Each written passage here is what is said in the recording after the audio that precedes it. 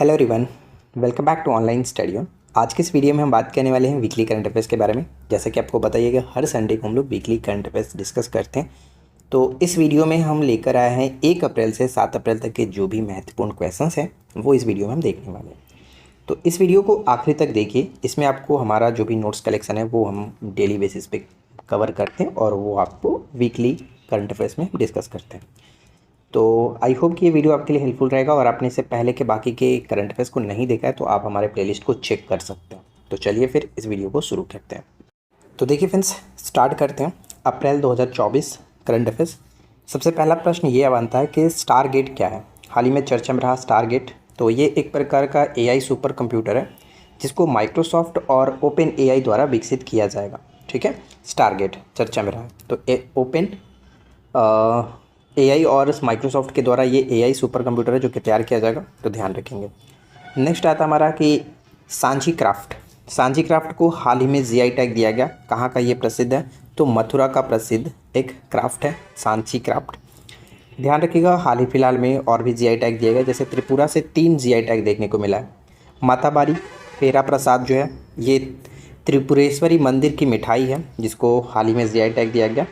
रिगनाई पचरा वस्त्र जो है ये भी त्रिपुरा से रिलेटेड है जिसको हाल ही में GI टैग मिला। और रीसा, ये तीनों जो उत्पाद हैं वो त्रिपुरा से रिलेटेड है, तो इनको याद रखना है। नेक्स्ट आता है कि एशिया में सबसे अधिक विदेशी फंड का आकर्षणकर्ता कौन बन गया।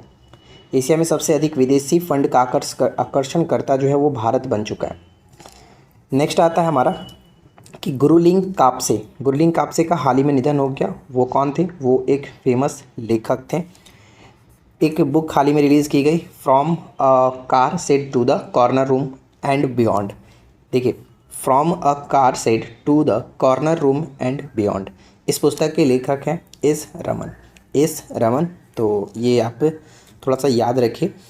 नेक्स्ट आता है कि कांगो की पहली महिला PM कौन बनी है। कांगो जो गणराज्य है इसका PM हाल ही में पहली महिला PM कौन बनी है? तो जूडिथ सुमनिवा तुलुका। ठीक है, नाम थोड़ा सा अटपटा है। जूडिथ याद रखेंगे तो भी काम चल जाएगा। जूडिथ तुलुका याद रखिएगा। ठीक है। विश्व ऑटिज्म जागरूकता दिवस कब मनाया जाता है? विश्व ऑटिज्म जागरूकता दिवस 2 अप्रैल को मनाया जाता है। 2 अप्रैल को।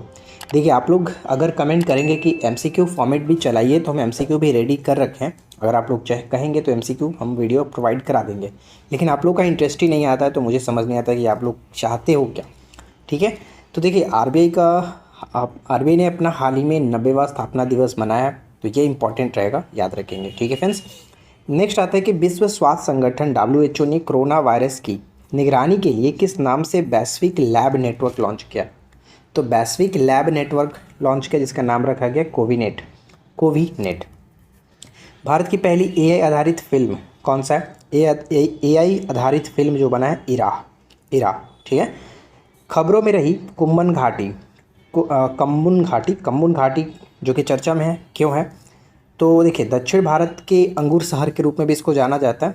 और ध्यान रखिएगा, कुम्भन घाटी जो कि तमिलनाडु में पड़ता है और 2023 में GI टैग इसको दिया गया था, इसलिए भी ये चर्चा में था। और साथ ही साथ इसको अगर हम यहाँ पे देखा जाए, जैसे कि दक्षिण भारत के अंगूर शहर के रूप में इसको जाना जाता है, तो 85% उत्पादन का हिस्सा खुद ये अकेले रखता है।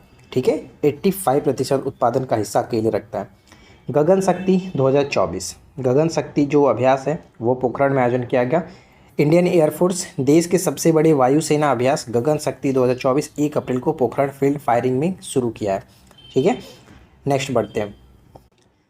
इसके बाद अगला प्रश्न आता है कि कच्चा तीबू द्वीप जो है वो भारत और श्रीलंका के बीच स्थित है। पाक जल मरुमध्य में एक छोटा सा द्वीप है। आपको पता है कि पाक जल मरुमध्य जो है वो GK में कई बार पूछा था स्टैटिक में कि कहाँ पड़ता है, तो भारत और श्रीलंका के मध्य पड़ता है और कच्चा तीबू द्वीप भी इन्हीं के बीच में स्थित है। बरसाना बायोगैस परियोजना का संबंध किस राज्य से? उत्तर प्रदेश। हिंदी रंगमंच दिवस 3 अप्रैल को मनाया जाता है। इंटरनेशनल चेस फेडरेशन की रैंकिंग अनुसार भारत के शीर्ष शतरंज खिलाड़ी कौन बने हैं? तो Arjun Erigaisi International Chess Federation की रैंकिंग के अनुसार भारत के शीर्ष शतरंज खिलाड़ी बन चुके हैं। एक प्रश्न यहाँ पे है कि यूनेस्को के कार्यकारी बोर्ड ने ग्लोबल जियो पार्क नेटवर्क में 18 नई साइटें जोड़ी हैं, जिससे 48 देशों में कुल 213 नई साइटें हो चुकी हैं, यानी जियो पार्क नेटवर्क। ठीक है। नेक्स्ट आता है कि वित्त वर्ष 23-24 में कार्गो प्रबंधन के मामले में पारादीप बंदरगाह भारत के शीर्ष सभी बंदरगाहों में, यानी प्रमुख बंदरगाहों में शीर्ष स्थान पर उभर के आया हुआ है पारादीप बंदरगाह। मिस्र के तीसरी बार राष्ट्रपति के रूप में कौन चुने गए? तो अब्दुल फतेह अल सीसी जो है ये मिस्र के तीसरी बार राष्ट्रपति बने हैं। नेक्स्ट आता है कि हाल ही में भारत ने किस देश के साथ संस्कृत अनुसंधान और शिक्षा को बढ़ावा देने पर सहमत हुए हैं?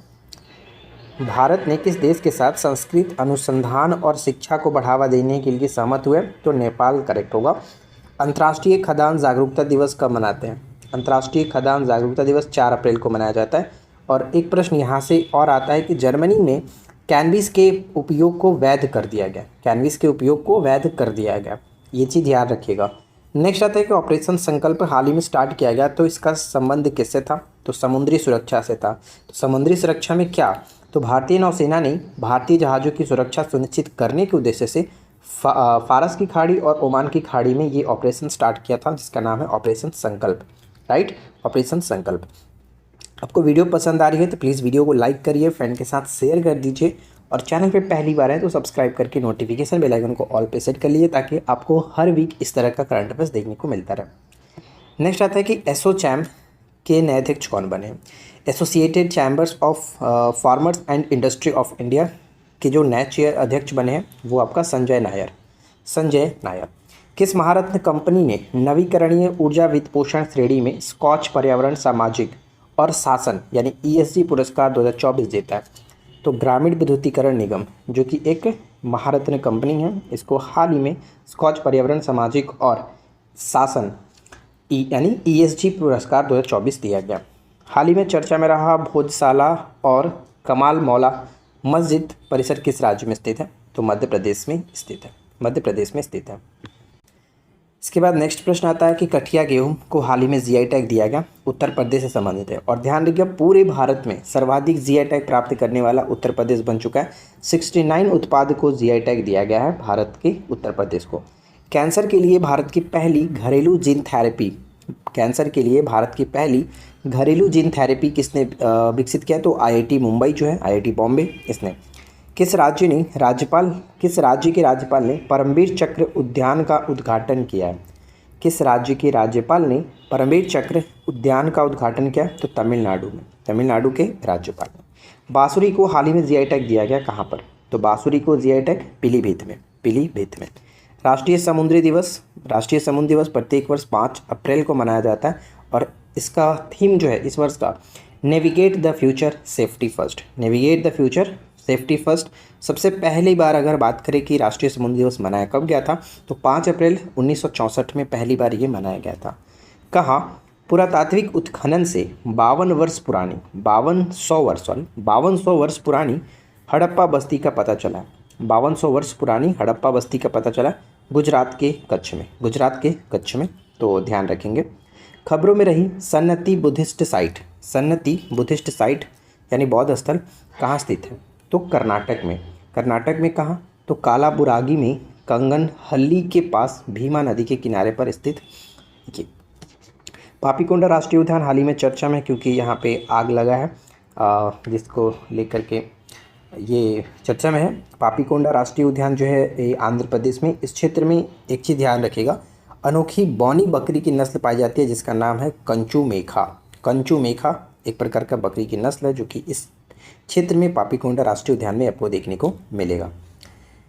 एक प्रश्न ये आता है कि पेरूगमनलूर,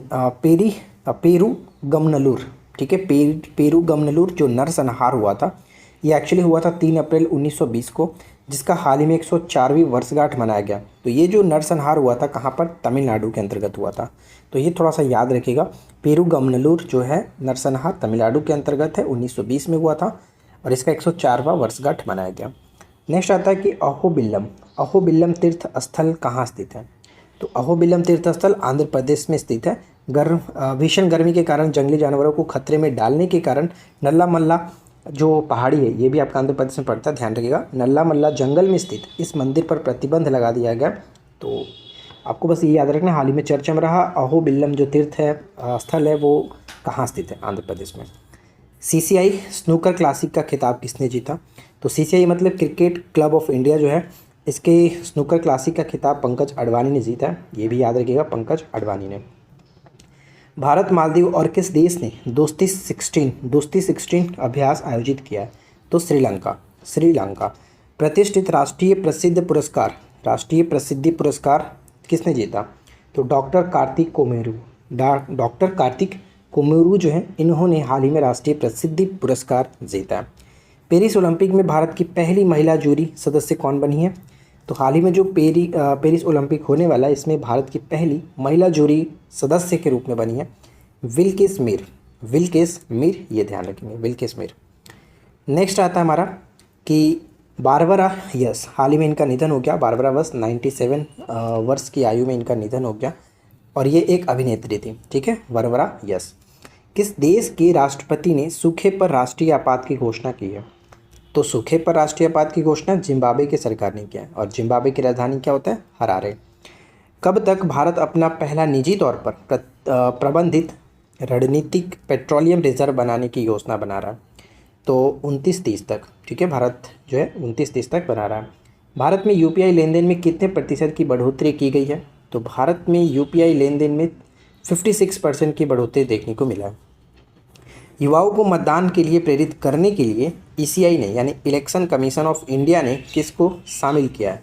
तो युवाओं को मतदान के लिए प्रेरित करने के लिए आयुष्मान खुराना को, जो कि नामित किया गया, शामिल किया गया। हाल ही में OpenAI ने कौन सा एक नया AI मॉडल पेश किया? तो नया एक AI मॉडल को पेश किया गया जिसका नाम रखा गया वॉइस इंजन, ठीक है, वॉइस इंजन। तो देखिए फ्रेंड्स, इस वीडियो में इतना ही। उम्मीद है कि ये वीडियो आपके लिए हेल्पफुल रही होगी, क्वेश्चंस अच्छे लगे हो, वीडियो पसंद आया हो तो प्लीज़ वीडियो को लाइक करिए, शेयर करिए। चैनल पे पहली बार है, चैनल को सब्सक्राइब कर लीजिए ताकि आने वाली वीडियो की नोटिफिकेशन आपको मिलती रहे। तो हम मिलते हैं आपके साथ इसी प्रकार के नेक्स्ट वीडियो में नए टॉपिक के साथ। Thanks for watching, keep learning, have a good day.